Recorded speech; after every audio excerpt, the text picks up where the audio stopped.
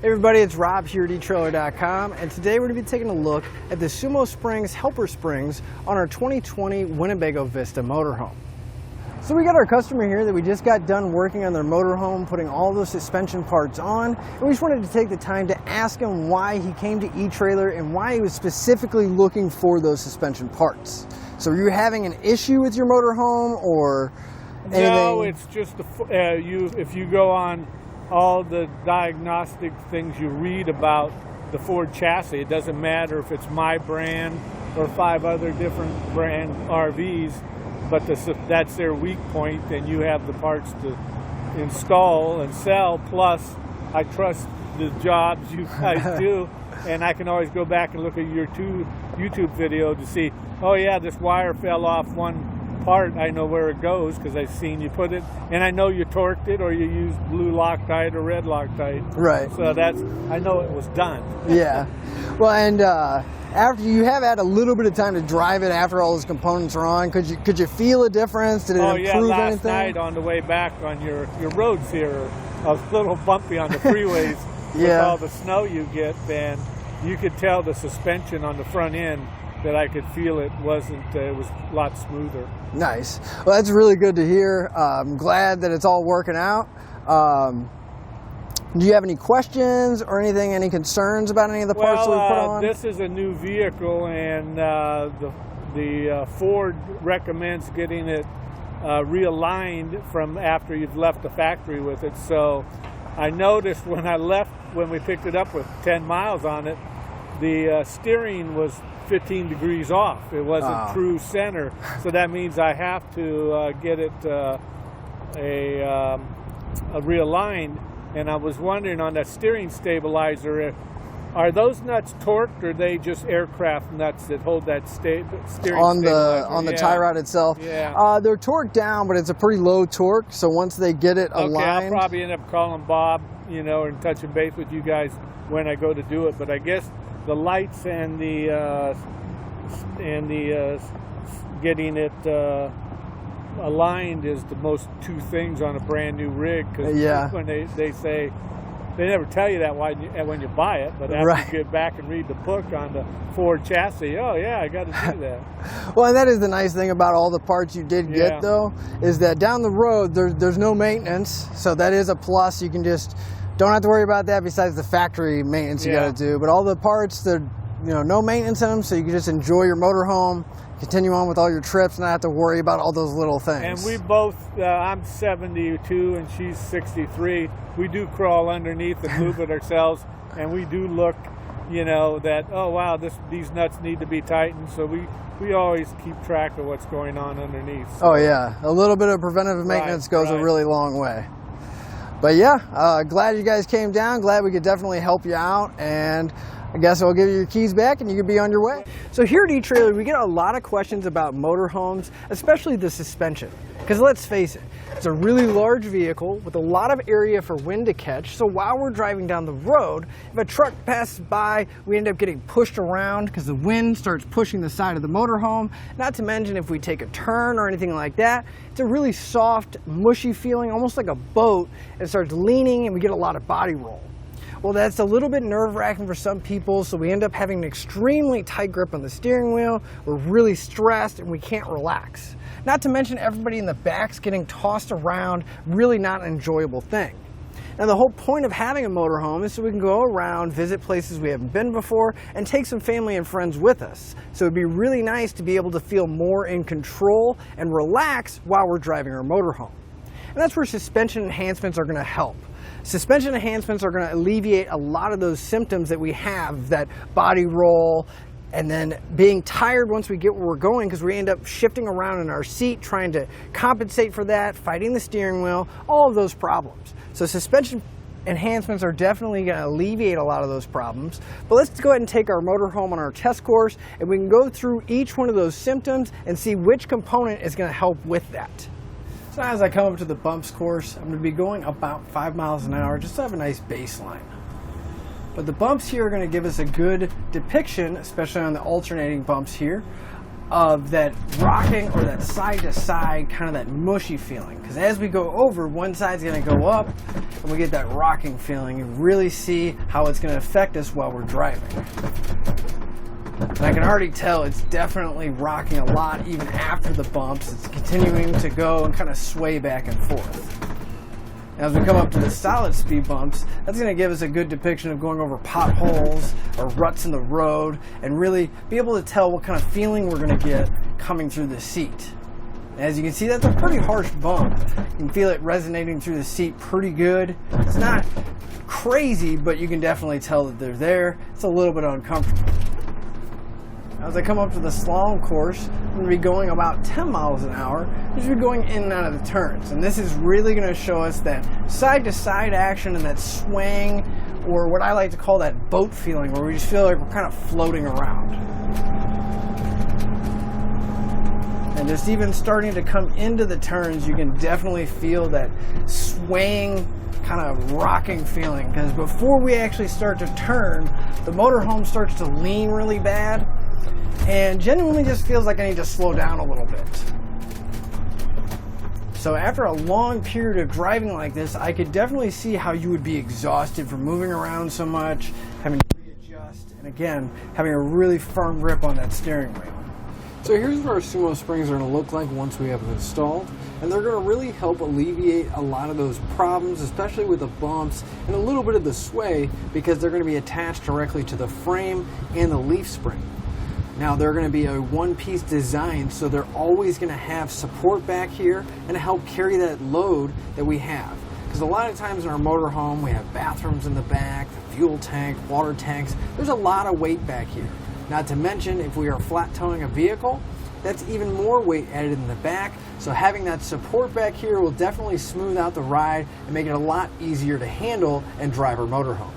Now we are going to have one SumoSpring on each side of our axle. The nice thing is they are going to work independently from each other, which is definitely going to help out with that swaying going on. It's going to cut down because as one side goes down, it's going to start to compress. The other side is going to want to stretch out, so it's naturally going to want to start fighting and coming back to that neutral state. So it's definitely gives us a lot more stability. We don't have to worry about that mushy, rolling body feeling that we get when we're driving. Now there's a lot of different suspension upgrades for motorhomes. Now I really like the SumoSprings because the fact that they're maintenance free. Once they're in, we don't have any kind of maintenance or any kind of procedures that we have to do. We don't have to monitor anything. Because like with airbags, they're a little bit more involved. We got to make sure we have the correct amount of air pressure in them, and the installation is going to be a lot more involved as well because we have to run the lines, just more involved. These, we can put them in and just enjoy our motorhome. Now as you can see, this is going to be pretty close once we get our tire back in place, and I know a lot of customers get worried about the spring being too close to the tire. Because obviously right now the axle's hanging, so it's stretched out, but as we put the weight back down, our spring is going to compress. But that's the nice thing about these SumoSprings. They compress vertically with very little lateral expansion, so we don't have to worry about it bulging out and potentially rubbing against the tire. Now our springs are going to have a 3,000 pound weight capacity at 50% compression. Now, it's not going to add 3,000 pounds to your capacity of your motorhome. Again, it's just there to help absorb a lot of those road shocks and give us the support we need, whether we're flat towing or just driving our motorhome. Now, one thing I do recommend, if you're having a lot of problems with sway or just a really uncomfortable rough ride, the SumoSprings in the back will definitely help with the back end doing that, but they do make a set for the front as well. That way we can have full stability from the front all the way to the back. But now that we've seen what our SumoSprings look like and gone over some of the features, we're going to put our wheels and tires back in place, take our motorhome back onto the test course, and see how much of an improvement it made. So now again, we're going to come up to our bumps course, and again, I'm going about 5 miles an hour just so we can get a nice baseline to compare it to our first run. And honestly, after that first bump, you can already start to tell the difference. It's a little bit more controlled. Now, I feel like I can just relax a little bit. I can loosen up my grip on the steering wheel. And I mean, yeah, again, the bumps are there, but they're not as bad or as harsh on your back going through the seat or really throwing the motorhome around as hard as we go over them. But now as we come up to our slalom course, we're going about 10 miles an hour, so you can really compare it to that first run again. And it definitely feels a lot more stable. Again, I can really relax a little bit. Don't get me wrong, it's not like driving a sports car, but the motorhome definitely feels a lot smaller than it did before, and it's just responding a lot easier. As I'm going in and out of the turns, it's reacting rather than leaning first and then turning. I do have to say I am very happy with the results. I would say I'm surprised, but I've put a lot of these on motorhomes, and they all seem to have pretty much the same result. They definitely help out with the stability. The vehicle seems smaller than it really is, so it's just easier to handle, easier to control, which means in the end result, we can relax, enjoy ourselves, and not be so stressed out and have such a death grip on the steering wheel. To begin our installation, we want to park our motorhome on a nice flat level surface. Now we are going to have to remove our rear wheels. I suggest using your leveling jacks to get the rear up just enough so that you can get the tires off the ground, and you only want to really remove one side at a time just for safety, and you do want to make sure you put jack stands underneath the frame to make sure everything's supported. Once you have your wheel off, we can get our spring assembly ready. Now you want to grab the spring out of your kit and the upper bracket. Now the upper bracket is going to have two holes on the large flat section. They're going to line up with two of the holes in your spring. So we'll just place our spring, or the bracket, right over the spring. I'm going to grab two 3/8 flange nuts, bolts, and we're going to screw the bolts right through the bracket into the spring. I'm going to grab a 9/16 socket and tighten them up.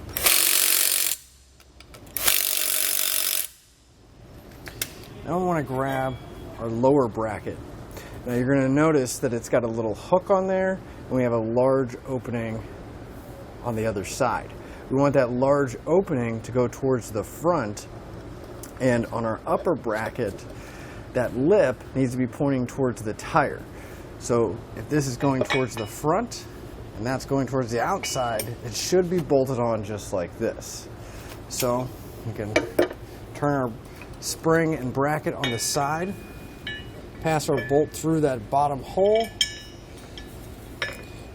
and thread it right into the spring. Now this one, I will say we're going to leave a little bit loose just so we can still turn the bracket, because we want to make sure we get everything lined up correctly, so we don't want to crank on this just yet. You still want a little bit of movement in that bracket. Now we're going to be sitting our spring assembly right on top of our leaf spring pack. Now you're going to have two U-bolts. That hook that's on the bottom bracket needs to hook on to the forward U-bolts right around the back here. So we'll take our spring assembly, and again, we have to move some lines out of the way, and actually before we get ours in place, we have all of these lines right here, so we are going to have to remove the clamp that's holding them in place, and then we can set our spring assembly down. So now that we got that clamp loose, we're just going to place our spring assembly so that that large opening is going around our leaf springs, and again that hook is grabbing the forward U-bolt on the inside there. Now if you look on that lower bracket, we're going to have a square hole on either side of the leaf spring.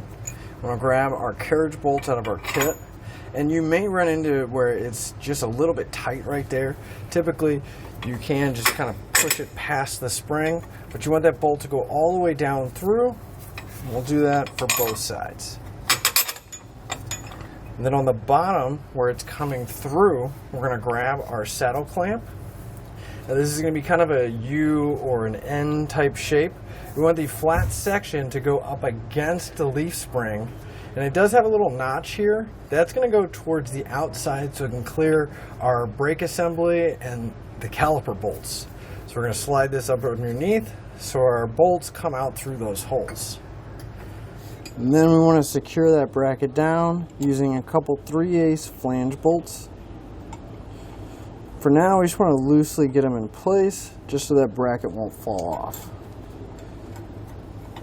Then we'll come back with a 9/16 socket, and we're going to tighten up both of those flange nuts.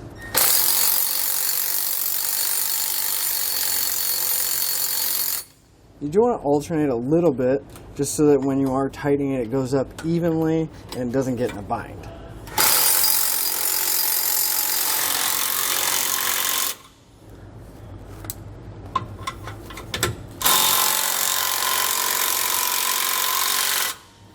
Now, since our suspension is actually hanging down now, it's not at the normal ride height. So we need to take a few measurements so we can see where we need to mount our upper brackets. So we'll take a tape measure. We're going to measure right from the top of the frame. And I'm going to measure down.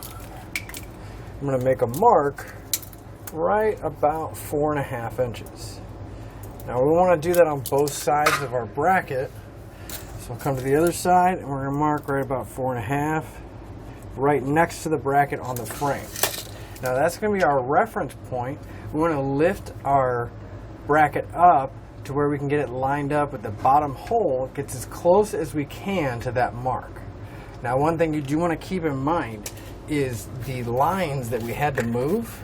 We can still move them out of the way, but as we lift it, we really want to watch this bracket and make sure it's not going to crush these wires.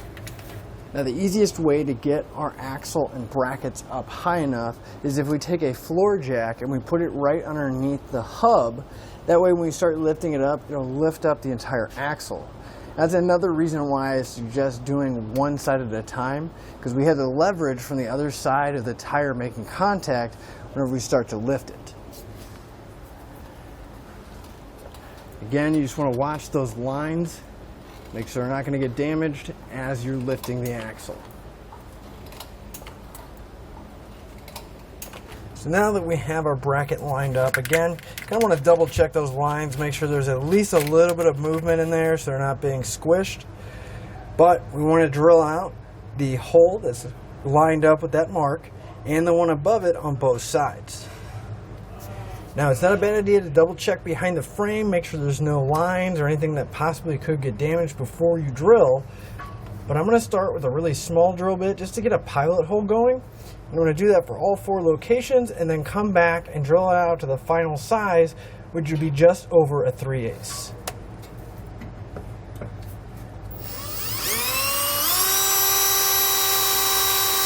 Now that all the holes are drilled, we want to grab the black 3/8 flange bolts out of our kit. We're going to pass them through the bracket, all the way through the frame, all 4 locations. Then on the back side, we want to secure it down with a 3/8 flange nut. Now typically, you can reach behind the frame, but keep in mind, we did just get done drilling, so there's probably quite a bit of metal shavings around. So you do want to be mindful of where you're going and watch out for all of that, but you should be able to reach behind it, at least get the nut started on there, get a few turns, then we can come back and tighten them all up. So now I want to come back with the 9/16 socket and wrench, and really it's going to depend on how you can get in there. We just want to tighten it up, but you can hold the bolt with your wrench, or you can hold the nut with your wrench, whatever's easiest for you to get access. And then we'll just tighten everything up.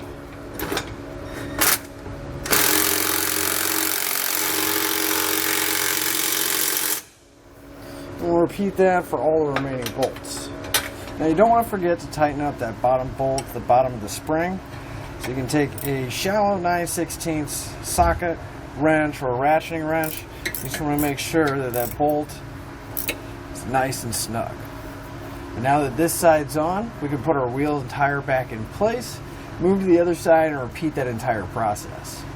So it may be a little bit difficult to see the improvement that our suspension upgrades made, because it is going to be about ride quality. Now the ride quality is a little bit subjective because it's about how you feel while you're driving.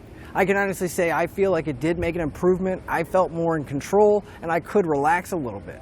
So if you're having a lot of those symptoms of either body roll, a bumpy ride, or just an uncomfortable ride in general, suspension upgrades are definitely going to make it easier for you to drive your motorhome and more enjoyable. With all that being said, again, I'm Rob here at etrailer.com, and that'll finish up your look at the SumoSprings Helper Springs on our 2020 Winnebago Vista Motorhome.